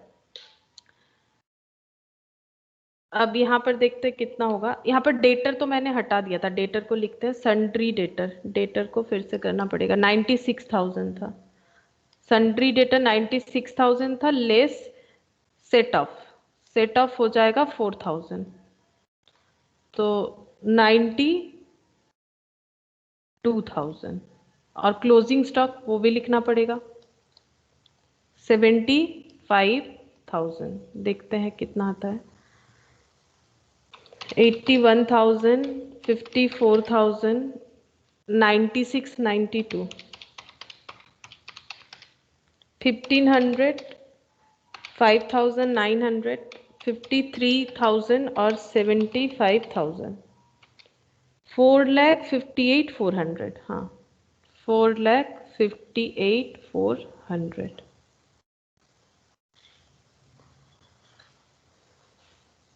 और ये 800 वाला खर्चा यहाँ नहीं आएगा बिकॉज ये एक्चुअली क्यों उनको 54,000 गया है, ये एक्चुअली इसलिए जा रहा है कि इसका मतलब है जो सेल हुआ है ना उस प्रोडक्ट को खरीदा था मिस्टर रेड्डी ने, इसलिए उन्होंने फॉरवर्डिंग एक्सपेंस भी किया है तो उनको पैसा मिल जाएगा। मतलब कोई ना कोई है कि अपने तरफ से चाहे तो कुछ भी कंट्रीब्यूशन कर सकता है जॉइंट वेंचर में कि कोई सेल के लिए क्या क्या प्रोडक्ट खरीद के लेके आ गया, कोई बिजनेस को लिए अगर एक फर्नीचर का जरूरत है वो लेके आ गया, बाद में वो प्रॉफिट के साथ एडजस्ट कर दिया जाता है। तो इसका मतलब मिस्टर रेड्डी ने खर्चा किया होगा प्रोडक्ट को खरीदने का जो सेल करके 15,000 का प्रॉफिट हुआ है। तो इसका मतलब जिसने प्रोडक्ट में पैसा लगाया था उसको प्रोडक्ट का पैसा और प्रॉफिट दोनों ही मिलेगा। जैसे कि मैंने सपोज तुम लोग के साथ हम ज्वाइंट वेंचर कर रहे हैं, मैंने 100 रुपए लगाए, तुम लोगों ने नहीं लगाया, ठीक है।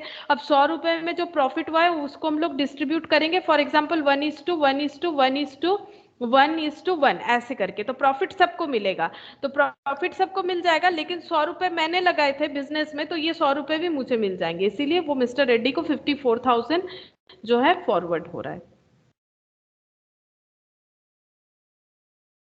ठीक है, ये वाला तो हो गया। अच्छा अब क्वेश्चन नंबर 13 देखो।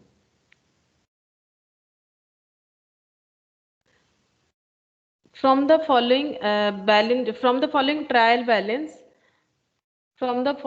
trial balance has been prepared from the books of Mr. Saxena, ठीक है, on 31st of March 2013 after making necessary adjustment for depreciation on fixed asset, ठीक है। मतलब यहाँ पर जो भी ट्रायल बैलेंस में डेटा है उसमें क्या किया है, डेप्रिसिएशन का एडजस्टमेंट फिक्स्ड एसेट से किया हुआ है, इसका मतलब फिक्स्ड एसेट से डेप्रिसिएशन लेस किया हुआ है।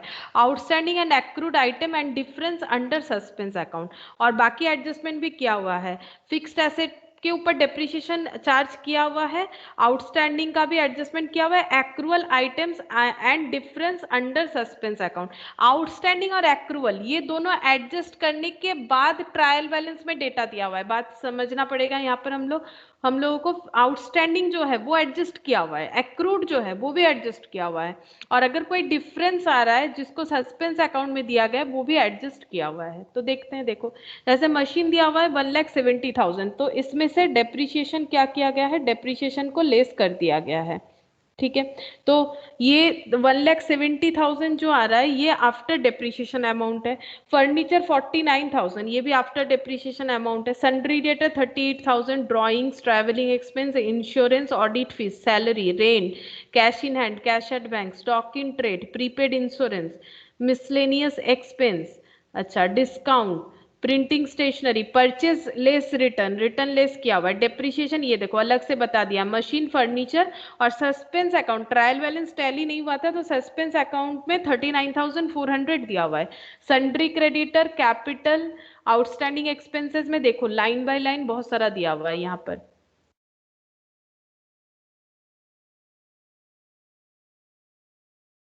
ये देखो आउटस्टैंडिंग में क्या दिया हुआ है, सैलरी, प्रिंटिंग, ऑडिट फीस। अच्छा बाकी कौन कौन सा होगा, ऑडिट फीस आई थिंक नहीं है, ये सैलरी और प्रिंटिंग ही होगा। यहाँ पर अच्छे तरीके से दिया नहीं है कि कौन सा 2 आइटम है, 2 या 3, देखते हैं, ठीक है। जैसे सेल्स तो होगा नहीं, सेल्स लेस रिटर्न, डिस्काउंट ये जो है डिस्काउंट, आउटस्टैंडिंग एक्सपेंस बोला है तो एक्सपेंस में सैलरी जाएगा, प्रिंटिंग जाएगा। अच्छा बैंक इंटरेस्ट भी तो एक्सपेंस हो सकता है, लेकिन देखते हैं यहाँ पर डायरेक्टली तो बोला नहीं कौन कौन सा आउटस्टैंडिंग है। बैंक इंटरेस्ट नहीं, ये इनकम है, यहाँ से नहीं हो रहा है, ठीक है, यहाँ से नहीं हो रहा है। सैलरी, प्रिंटिंग और ऑडिट फीस जो है, ऑडिट फीस तो एक्सपेंस होता है, तो फिर ये क्रेडिट साइड में दिया हुआ है। देखो बैंक इंटरेस्ट इनकम होता है, डिस्काउंट इनकम होगा अगर क्रेडिट साइड में, सेल्स रिटर्न इनकम होता है। लेकिन सैलरी और प्रिंटिंग ये दोनों तो एक्सपेंस होता है, डेबिट साइड में होना चाहिए था, लेकिन ये दोनों क्रेडिट साइड में है। मतलब आउटस्टैंडिंग में ये सैलरी आएगा, प्रिंटिंग आएगा और ऑडिट फीस आएगा। ऑडिट फीस पे करने के लिए तो इधर डेबिट साइड होना चाहिए था, ये आउटस्टैंडिंग है इसीलिए इधर दिया हुआ है। तो हम लोग इस तरह से आइडेंटिफाई करेंगे कि कौन सा आउटस्टैंडिंग है और कौन सा अर्निंग के लिए दिया हुआ है। अच्छा, अब इसमें एडजस्टमेंट देखो, बहुत सारा एडजस्टमेंट है। A new machinery was purchased for 50,000 but the amount was wrongly posted to furniture account as 5,000। तो फर्नीचर अकाउंट में दे दिया है, खरीदे हैं मशीन, दिखा दिया है फर्नीचर, तो फर्नीचर का वैल्यू कितने से ज्यादा दिख रहा होगा, क्योंकि मैंने खरीदा। देखो हुआ क्या, यहाँ पर मैंने एक मशीन खरीदा है कितने का, 50,000। लेकिन जब हम बुक्स ऑफ अकाउंट्स मेंटेन कर रहे हैं, मेरा फर्नीचर जितना था उसमें मैंने 5,000 एडिशन दिखा दिया और मशीन में कुछ नहीं दिखाया, तो मशीन का वैल्यू 50,000 से कम दिख रहा होगा और फर्नीचर का वैल्यू 5,000 से ज्यादा दिख रहा होगा, क्योंकि मैंने 50,000 का मशीन खरीदा, उसको तो दिखाया ही नहीं। तो 50,000 मेरा जो मशीन का खर्चा है, मशीन का वैल्यू है, value of fixed asset in according to machine, वो 50,000 कम दिख रहा होगा जितना भी है उससे, और फर्नीचर 5,000 ज्यादा दिख रहा होगा, जबकि मैंने 5,000 का फर्नीचर खरीदा ही नहीं। तो करना क्या है, फर्नीचर से 5,000 को लेस करना है और मशीन में 50,000 को ऐड कर देना है। तो ये रेक्टिफिकेशन ऑफ एरर हमें करना पड़ेगा। अच्छा, उसके बाद देखो कैश रिसिप्ट है। Cash receipt from debtor 5,600 was omitted to be posted in the ledger. Cash मिला है डेटर से, लेकिन हम लोगों ने उसको लेजर में नहीं लिखा। कैश मिलने से डेटर का एंट्री क्या होता है, डेटर मेरा कम हो जाएगा, कैश मिलने से डेटर खत्म हो जाएगा ना उतना से, तो क्या होगा, कैश टू डेटर का मतलब ही तो डेटर क्रेडिट हो गया। तो डेटर मेरा जितना है वो ज्यादा दिख रहा होगा, डेटर मेरा जितना भी है वो 5,600 से ज्यादा दिख रहा होगा, क्योंकि कैश मिलने का मतलब है डेटर उतने से लेस हो जाना है, तो यहाँ पर लेस हो जाएगा। ठीक है, कैश रिसिप्ट बोल के 5,600 जितना भी डेटर है उससे ये कैश रिसिप्ट बोल के लेस हो जाएगा 5,600। उसके बाद goods withdrawn by the proprietor for personal use, but इसका कोई एंट्री नहीं हुआ है, तो इसको ड्रॉइंग्स दिखाएंगे। अच्छा, sales includes 30,000 as goods sold on cash on behalf of Mr. Thakural, who allowed 15% commission on such sale for which effect is to be given। तो बोल रहा है कि सेल्स में 30,000 इंक्लूडेड है as goods sold on behalf of mister Thakural.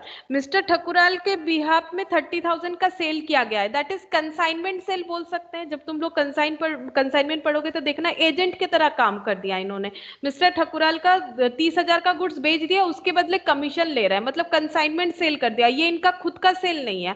तो cell में अगर 30,000 इंक्लूडेड है वो तो लेस करना पड़ेगा, क्योंकि वो मिस्टर ठकुराल का सेल था जो इन्होंने किया और इसके बदले कमीशन लिया, तो कमीशन इनका पीएल में इनकम चला जाएगा और ये जो है सेल से लेस करना पड़ेगा, नहीं तो सेल ज्यादा दिखेगा। अगर सेल ज्यादा दिखेगा तो मेरा जीपी गलत आएगा, जबकि 30,000 का जीपी मेरा नहीं है, 30,000 पे कमीशन मेरा है, तो ये एडजस्टमेंट होगा। उसके बाद you are further told that closing stock में फिजिकली वेरिफिकेशन अमाउंट 47,500। तो ये क्लोजिंग स्टॉक का वैल्यू है। Depreciation on machine and furniture has been provided 15% and 10% respectively on reducing balance system. तो डेप्रिसिएशन जो है मशीन और फर्नीचर पे 15 और 10% देना है WDV मेथड से। Full years depreciation is provided on addition, बता दिया है। नया हम लोग जो भी मशीन खरीद रहे हैं, नया खरीदा है ना, एकदम स्टार्टिंग में ही था 50,000 और 5,000, इसका कोई डेट तो नहीं दिया है कब परचेस हुआ है। नॉर्मली डेट नहीं देने से एक चीज हम लोग किए थे कोई एक क्लास में, जहाँ पर हम लोगों ने वो 6 मंथ्स का माना था। मैंने कहा था कि कोई भी चीज अगर डेट ना दिया रहा है हम लोग उसे ना तो मतलब एवरेज कर देंगे, ना तो एंड के साइड में हम लोगों ने खरीदा है, ना तो स्टार्टिंग ऑफ द मंथ में हम लोगों ने खरीदा है, तो उसको मिडिल मानते हैं 6 मंथ्स। लेकिन अगर क्वेश्चन में हमें साफ साफ बता दिया है कि पूरा दो, तो 12 मंथ्स का ही देना पड़ेगा। You are required to prepare trading and profit and loss account. तो हम लोग को trading PL balance sheet prepare करना है।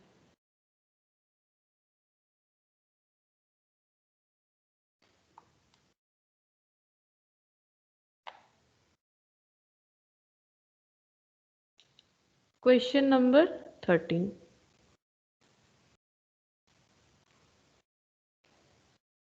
In the books of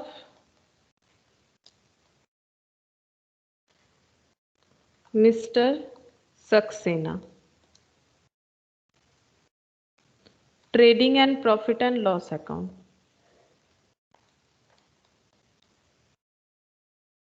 for the year ended 31st of March 2013.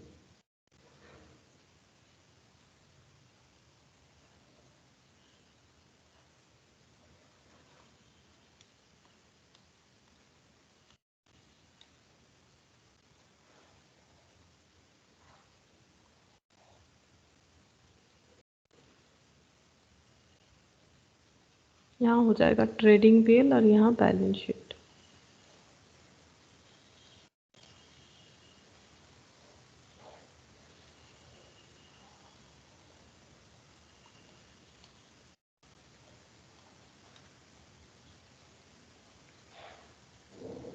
तो सबसे पहले डेटा जो है वो है मशीन का डेटा, ठीक है। मशीन बैलेंस शीट में जाएगा तो यहाँ पर लिखेंगे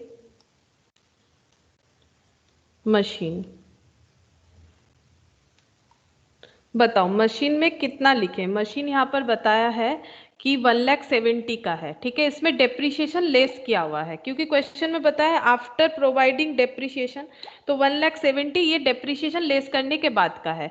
और डेप्रिसिएशन कितना चार्ज हुआ है वो भी हमें क्वेश्चन में ही मिलेगा। ये देखो 30,000 बता दिया है, तो हम लोग यहाँ पर ऐड कर सकते हैं, ठीक है। ऐड कर देते हैं डेप्रिसिएशन, तो मुझे टोटल पता चल जाएगा, दैट इज 30,000। तो यहाँ पर हो जाएगा ये 2 लाख, ठीक है। मशीन में बहुत सारा एडजस्टमेंट है, 2 लाख का हो गया। और नया हम लोगों ने मशीन खरीदा है, न्यू परचेस कितना किया हम लोगों ने 50,000। देखो जो कि 5,000 के हिसाब से हम लोगों ने फर्नीचर अकाउंट में दिखा रखा है, ये गलत है।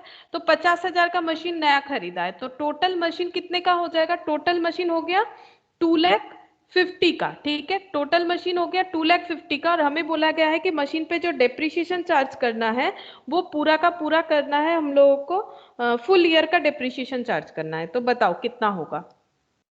डेप्रिसिएशन का रेट बता के रखा है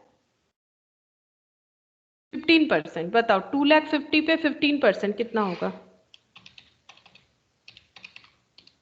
37, हाँ 37,500। हाँ 37,500। तो मशीन का एग्जैक्ट नेट वैल्यू 2,12,500। ऐसे भी कर सकते हो या फिर तुम लोग ऐसे भी कर सकते हो। 50,000 वाला नया मशीन खरीदा हम लोगों ने, इस पे कितना परसेंट लगाने बोला था डेप्रिसिएशन, कितना परसेंट बोला था भूल गए। 15 15 तो 15% लगाओ। 50,000 पे 15% लगाने से होता है 7,500। इस पे इंडिविजुअली लगाओ 7,500 और ऑलरेडी पहले से लगाया हुआ है 30,000, ये 1,70,000 पे, तो टोटल हो गया 37,500। इस तरह से भी हम लोग दिखा सकते हैं। ओवरऑल जो भी मशीन का वैल्यूएशन है वो अभी रिड्यूस होके हुआ है 2,12,500, न्यू एंड ओल्ड मशीन सारा मिला के 2,12,500। अब मशीन का डेप्रिसिएशन हम लोग पीएल में दिखाएंगे, टू डेप्रिसिएशन ऑन मशीन बोल के 37,500 यहां पर दिखाते हैं। To depreciation on machine old और न्यू मिला के 37,500। तो दोनों तरह से लिख सकते हो। अच्छा उसके बाद है फर्नीचर 49,500।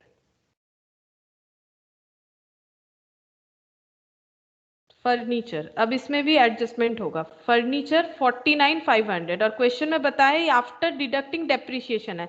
डेप्रिसिएशन फर्नीचर पे ये देखो 5,500 ऑलरेडी दिया हुआ है, तो इसको ऐड करते हैं डेप्रिसिएशन, ठीक है। 5,500, तो हमारे पास डेप्रिसिएशन कितना था। नॉर्मली क्वेश्चन में तो हमें इसी तरह से दिया हुआ रहता है ना, नॉर्मली हमें ऐसे दिया हुआ रहता है, हम लोग उसे लेस करते हैं, तो ये 10% होगा, तभी 55,000 दिख रहा है। लेकिन एक प्रॉब्लम है यहाँ पर, क्या है, मशीन में सॉरी फर्नीचर में हम लोगों ने क्या किया है, 5,000 का गलती से मशीन जो 50,000 में खरीदा था उसको हम लोगों ने डेबिट कर रखा है, तो रॉन्गली डेबिटेड मशीन कितने का 5,000 का। तो एक्चुअली जो डेप्रिसिएशन हुआ है वो भी इसका मतलब गलत हो गया। 5,500 तो नहीं होगा, उससे कम ही होगा। तो 50,000 का ओल्ड मशीन है, ठीक है। और मशीन में तो नया कुछ खरीदा ही नहीं है हम लोगों ने। अब फ्रेशली इस पे डेप्रिसिएशन लगाएंगे कि कितना होना चाहिए। तो फ्रेशली डेप्रिसिएशन देख लेते हैं कितना इसका परसेंटेज है 10%, ठीक है। तो 10% यानी 5,000, ये देखो 5,000, तो ये 45,000 होगा। देखो 10% ही लगाया था इन लोगों ने, 55,000 पे 10% क्या होता है, 5,500 ही होता है। डिप्रिशिएशन सही लगाया था, बट फर्नीचर का वैल्यूएशन तो गलत किया था। 4900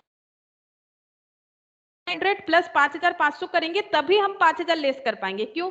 ये तो आफ्टर डेप्रिसिएशन वाला अमाउंट है, तो डेप्रिशिएट होने के पहले इन लोग के हिसाब से book value of the furniture 55,000 था, जो कि 50,000 होना चाहिए, बिकॉज 5,000 रॉन्गली डेबिट कर दिया गया है फर्नीचर अकाउंट में। तो ये हो जाएगा 5,000 का करेक्ट डेप्रिशिएशन। तो यहाँ पर लिखेंगे टू डेप्रिशिएशन ऑन फर्नीचर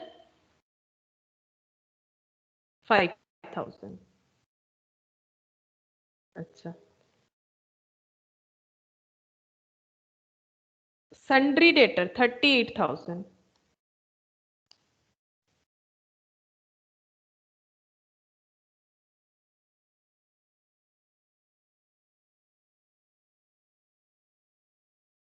इसमें भी एक एडजस्टमेंट था, ये देखो।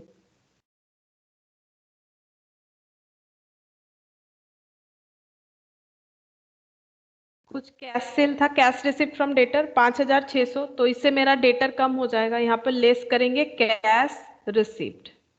अभी मैंने एंट्री भी दिखाया तुम लोग को, कैश रिसिप्ट करने से डेटर उतने से क्रेडिट हो जाएगा। क्रेडिट होने का मतलब ये तो डेबिट बैलेंस है, तो सेम चीज अगर क्रेडिट होगा तो वो लेस हो जाएगा।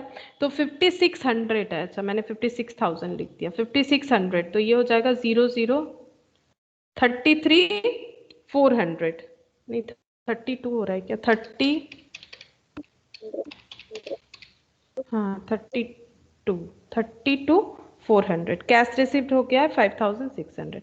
अच्छा, ये हो गया डेटर। डेटर के बाद है ड्राइंग्स 28,000, ये कैपिटल में जाएगा, less drawings 28,000।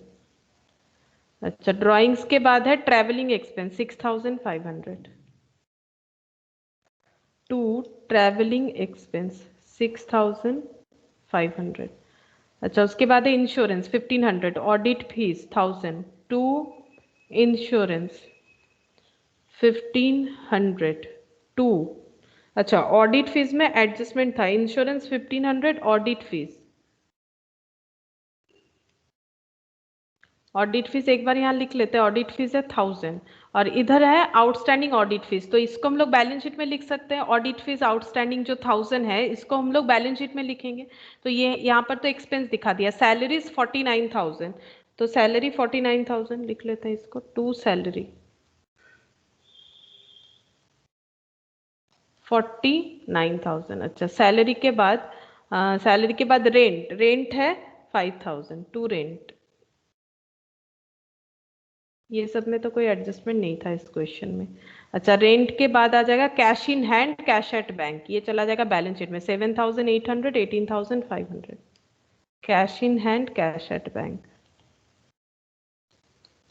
Cash in hand, तो कैश इन हैंड हो जाएगा 7,800।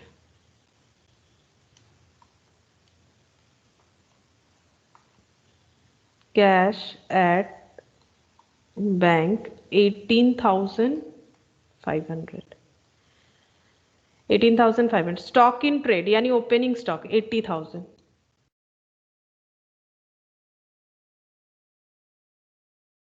To opening stock 18,000।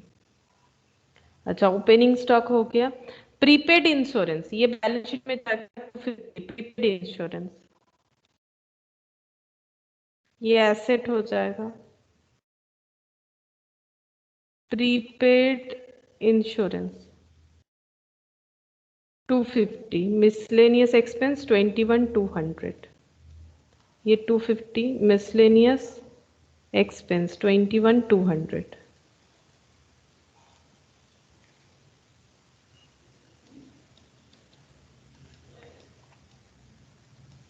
21,200। अच्छा, डिस्काउंट 1,200, ये एक्सपेंस है, टू डिस्काउंट 1,200। अच्छा, उसके बाद डिस्काउंट के बाद है printing stationery 1500, printing and stationery 1500।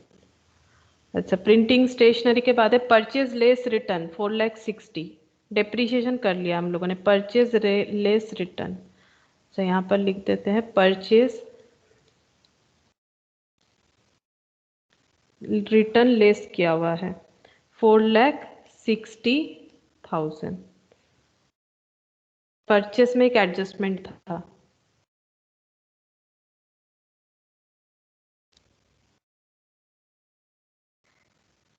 $5,000 का ये goods withdrawn by the proprietor for personal use 5,000, ये लेस हो जाएगा, लेस ड्राइंग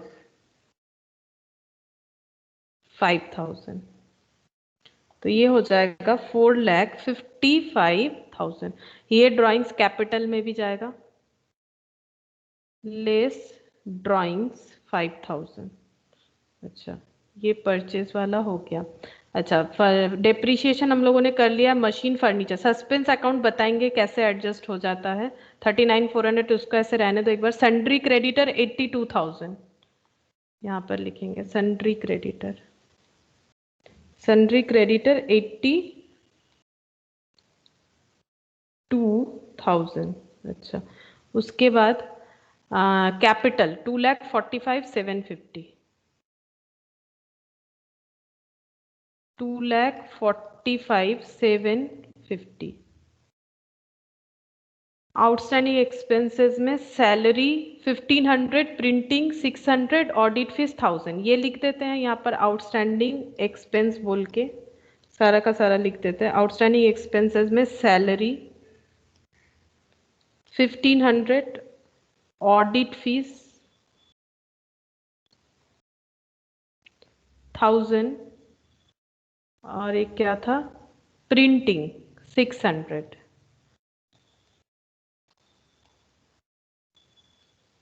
तो टोटल करके हो गया 3,100। अच्छा, उसके बाद बैंक इंटरेस्ट, ये अर्निंग हो जाएगा 1,200, डिस्काउंट भी अर्निंग हो जाएगा 1,800, ये दोनों लिखना पड़ेगा। बाई बैंक इंटरेस्ट, यहाँ पर ही पीएल को कंप्लीट कर लेते हैं। बाई बैंक इंटरेस्ट, यहाँ जीपी ब्रॉट डाउन कर देंगे। By bank interest by discount, एक है 1,200 और एक था 1,800। देखते हैं सही लिखा मैंने, बैंक इंटरेस्ट 1,800, गलत लिख दिया था, ये 12 है ये 18 है, उल्टा लिख दिया। डिस्काउंट 1,800, सेल्स लेस रिटर्न 6,80,000, लेकिन सेल्स में कंसाइनमेंट सेल भी लेस हो जाएगा। बाई सेल्स लेस रिटर्न तो क्या हुआ है, लेकिन उसमें और भी एडजस्टमेंट होना चाहिए। 6,80,000 और लेस करेंगे कंसाइनमेंट सेल, इसको कंसाइनमेंट भी बोलेंगे क्योंकि कोई अगर किसी के बिहाफ में बेच रहा है, ठीक है, तो ये कितना अमाउंट था, 30,000 on behalf of mister Thakural, 30,000, 30,000, तो ये हो जाएगा 6,50,000। अच्छा, क्लोजिंग स्टॉक यहाँ बता रखा था, closing stock 47,500, by closing stock 47,500। बस पूरा ट्रायल बैलेंस तो हम लोगों ने कंप्लीट कर लिया और एडजस्टमेंट भी हम लोगों ने कर लिया। मशीन का एडजस्टमेंट 2 बार कर दिया हम लोगों ने। कैश रिसिप्ट फ्रॉम डेटर, ये भी हो गया। गुड्स विथड्रॉन बाय प्रोपराइटर, ये भी कर दिया। Sales on behalf of 15% commission, ये दिखाया मैंने, इनकम नहीं दिखाया, इसको दिखाना पड़ेगा कितना इनकम हुआ है। 15% जो कमीशन मिला वो साइड इनकम है, तो वो भी दिखाना पड़ेगा। तो ये कितना हो रहा है, 6,50,000 प्लस 47,500, 6,97,500 माइनस 4,55,000 माइनस 18,000, 2,00,000, ये कितना आया, 4,55,000 माइनस 18, ये 80 है क्या ओपनिंग स्टॉक, 80 गलत लिख दिया है। मैम जीपी कितना रहा है 162 1,62,500 अच्छा 1,62,500 इसको ब्रॉड डाउन करेंगे बाई जीपी 1,62,500। अब यहाँ पर commission by commission from Thakural from T लिख देते हैं, ऐसा लिख ही देते हैं ठकुराल, ठीक है। 15% मिलेगा जितना सेल हुआ है उस पे, यानी 30,000 पे, तो 15 ये 15 3 45 4,500। इसका भी 2 बार एडजस्टमेंट होना चाहिए, यानी इनसे रिसीवेबल है तो ये आउटस्टैंडिंग अर्निंग हो जाएगा। तो यहाँ पर लिखते हैं एक्रूड कमीशन मिलेगा, एक्रू तो हो गया है बट पेमेंट नहीं मिला 4,500, क्योंकि पेएबल है, पेड तो नहीं है। अच्छा अब इसका चेक करते हैं कितना हो रहा है। 1,62,500 प्लस 1,200 1,800 4,500 1,70,000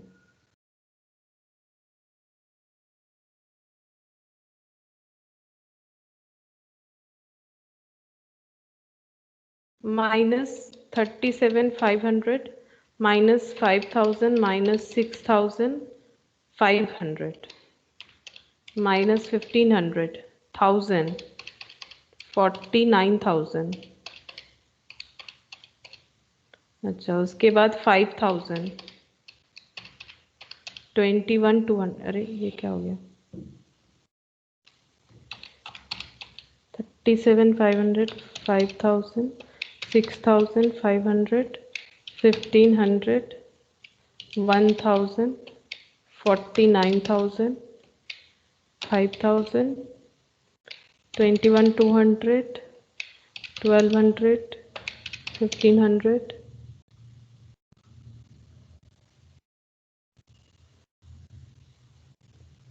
माइनस 1,70,000 40,600 हाँ 40,600 to net profit balancing figure 40,600। अच्छा अब यहाँ पर इसको ऐड करना पड़ेगा, ऐड नेट प्रॉफिट 40,600 प्लस ये वाला कर देते हैं 2,45,750 माइनस 28,000 माइनस 5,000 2,53,350 2,53,350 प्लस 82,000 प्लस 3,100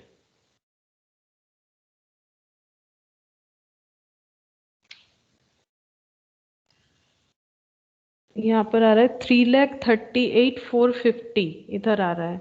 अच्छा 3,38,450 इधर भी उतना ही आना चाहिए, देख लेते हैं 2,12,500 45,000 32,400 7,800 प्लस 18,500 प्लस 250 प्लस 4,500 3,20,000। अच्छा यहाँ पर मैंने क्लोजिंग स्टॉक नहीं लिखा होगा, क्लोजिंग स्टॉक भी तो लिखना पड़ेगा।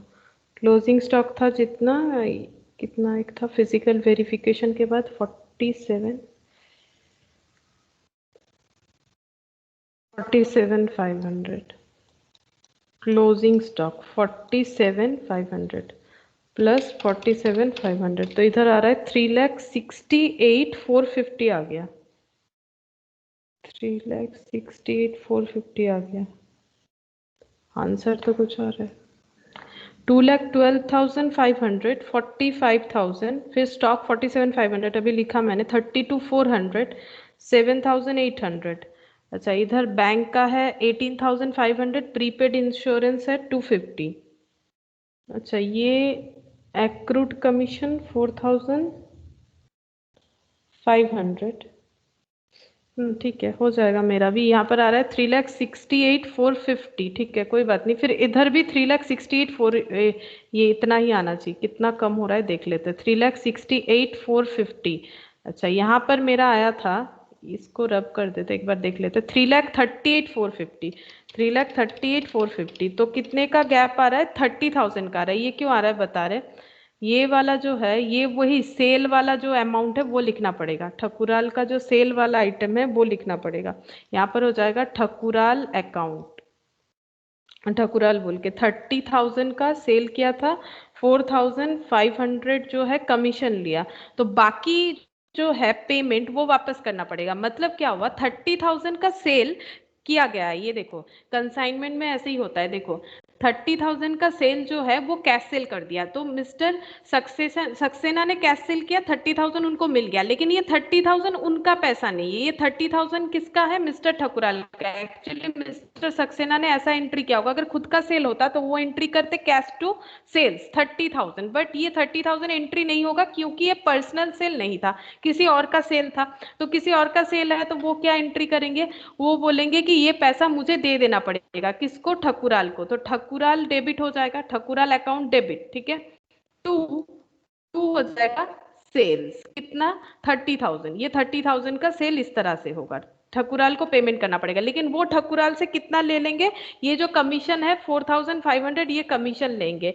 तो वो फिर से डेबिट करेंगे सक्सेना को, तो फिर वो करेंगे सक्सेना, ये कौन कर रहा है? ये सक्सेना अपने बुक्स में एंट्री करेगा और ठकुराल अपने बुक्स में एंट्री करेगा सक्सेना अकाउंट डेबिट, मुझे सक्सेना से मिलेगा 1,500 टू कमीशन, ठीक है, 1,500 करके मिलेगा। तो नेट एडजस्टमेंट कितना होगा? ठकुराल 30,000 नहीं लेंगे, बोलेंगे तुम अपना कमीशन रख लो, तुम्हारे पास मेरा 30,000 है ना। सक्सेना को बोलेंगे तुम्हारे पास तो मेरा 30,000 है, तुमने कैश सेल किया है, तुम उससे 1,500 अपने पास रख लो और मुझे 28,500 रिटर्न कर दो, ठीक है। ऐसा हो सकता है। तो इसका मतलब ये हो गया कि मिस्टर सक्सेना का जो हम लोग बैलेंस शीट बना रहे हैं वहां पर मिस्टर सक्सेना को 4,500 जो है उतना रुपए मिलेगा ठकुराल से, और 25,500 उनको रिटर्न कर देना है। 25,500 ही आ रहा है, तो हाँ 25,500 जो है वो रिटर्न कर देना। मैंने यहाँ पर शायद गलत माइनस किया, 30,000, ये 4,500 इसीलिए गलत माइनस हुआ। हाँ 30,000 माइनस 4,500, ये देखो, तो ये आ रहा है 25,500। तो 25,500 नेट होगा। अब तुम लोग अपने स्टडी मैट में अगर देखोगे तो बैलेंस शीट का टोटल अलग आया। उसका रीजन ये है कि ये लोग क्या है ना, ये लोग यहाँ पर डायरेक्टली माइनस करने से क्या मेरा इतना आ रहा है 25,500, एक बार देख लेते हैं। मैम कैलकुलेट करने से इतना ही आ रहा है, 3,63,950 लायबिलिटी साइड। लाइबिलिटी साइड, अच्छा ये यहाँ इधर पर वाला तो भी देख रहे हैं। नहीं, मैंने तो इधर लिखा है ना ऑलरेडी 4,500, तो दो बार क्यों लिखेंगे? ठकुराल अकाउंट बोल के 30,000 लिखेंगे। अब देखो तो करके 30,000 होगा, बता रहे क्यों होगा, वो तो गलत लिख दिया था। अब देखो तो टोटल करके मैम वो करने से 3,59,450 हो रहा है। 3,59,450 1 सेकंड देखते हैं। 2,53,350 प्लस 82,000, 3,100, 3,68,450 3,68,450 हो रहा है। 3,68,450, हाँ ठीक है, 3,68,450 आ गया दोनों साइड। मेरा ऐसा आया 3,68,450। तुम लोग का जो मैट है वहां पर आंसर क्या किया है ना, वहां पर इन लोगों ने 30,000 से 4,500 माइनस करके ये कर दिया है। यहाँ पर मैंने दिखाया कि ठकुराल को 30,000 देंगे, ठकुराल से 4,500 ले लेंगे, मिस्टर सक्सेना का ये कैलकुलेशन दिखाया। और मैट में क्या दिखाया है? मैट में सिर्फ इतना दिखाया है कि ठकुराल को 25,500 रिटर्न कर देंगे, एक ही बात है।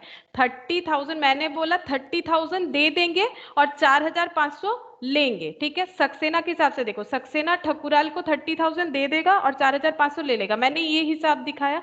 और तुम लोग का मैट जो है, मैट में ये कैलकुलेशन दिखाया कि नेट इफेक्ट दिखाए। इसका मतलब नेट 25,500 मिस्टर सक्सेना जो है वो मिस्टर ठकुराल को दे देंगे। बात तो एक ही है ना, 4,500 रख के बाकी 25,500 तो देना ही है। अब तुम लोग जैसा चाहो दिखा सकते हो। यहाँ पर मैंने ठकुराल को यहाँ पर क्रेडिटर बना दिया ना, क्योंकि उनका पैसा हम लोगों ने रखा है, तो उनका पैसा हम लोगों को देना पड़ेगा, क्योंकि ये अपना सेल नहीं है, उनका सेल है, उसके बदले तो उन्होंने मुझे कमीशन दिया है।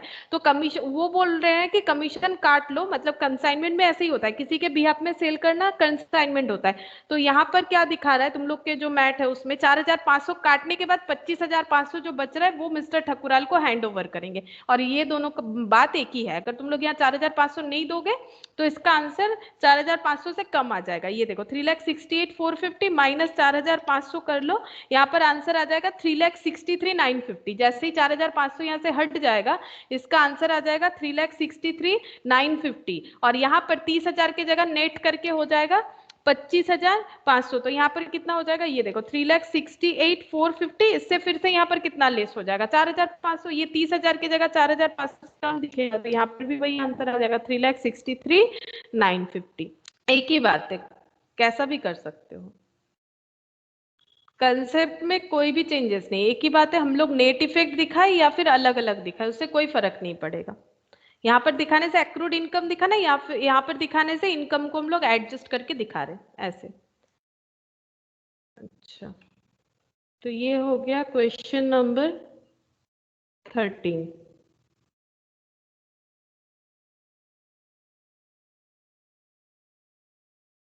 ये है 12, एक ही बच्चा है क्या? नहीं, ये 12 और 11 अभय वाला भी बचा हुआ है। 11 ये हम लोगों ने कर लिया था, हाँ लास्ट 3, अब 2 ही बचा है। ठीक है, ये 2 होमवर्क देते हैं क्योंकि अभी तक करंट नहीं आया, मुझे पता नहीं मोबाइल से कितना देर चलेगा। चलो 11 12 ये फिर से होमवर्क ही देते हैं, नेक्स्ट क्लास में ये दोनों को करवा के नया कुछ हम लोग चैप्टर स्टार्ट करेंगे।